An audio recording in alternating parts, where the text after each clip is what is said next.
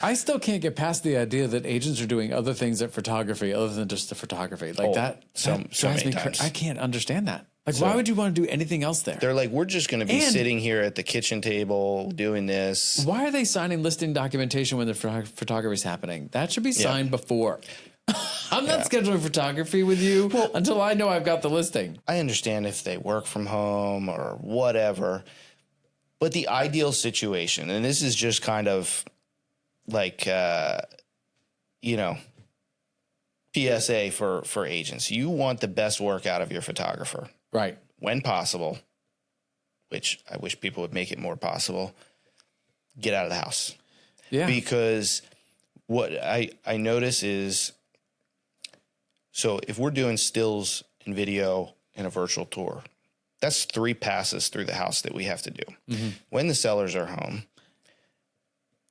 I can't tell you how many times after pass 1, I'm like, I tell the seller, hey, I'm just going to go switch cameras. I'll be right back in. I come back in, all the lights are turned off.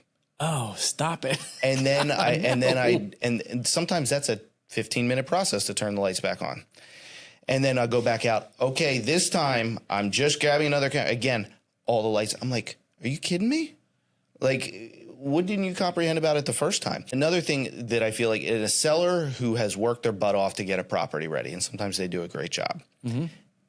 In a seller's mind, because especially when they work their ass off to get the property ready, because they did that because they want to put their best foot forward and they want to get the most money for their house.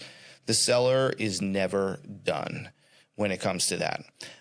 The amount of times that like the seller will be, and I don't care, if you don't want to watch what I'm doing, that's fine. Yeah. But they will watch from the angle that I'm shooting, and they will reevaluate the room that they put all this work in to get it ready. And they're like, oh, should we move this or should we do that? And it's like, it's not a bad thing to do that, but like you were fine in the first place.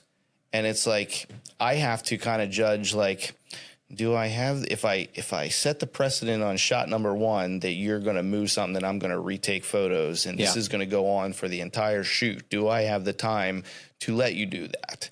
Yeah. You know, and all those type of things. And it's like, I understand them. And the seller doesn't do this. This is like a one-off for them, you know? So they are going to, but they're just looking at it and it's like, it happens a lot. They're never done. They're always like what they thought they were done. And then seeing the photographer and what they're doing, they're like, oh, maybe we should do this. And I'm like, oh God. And in my head, I'm just like,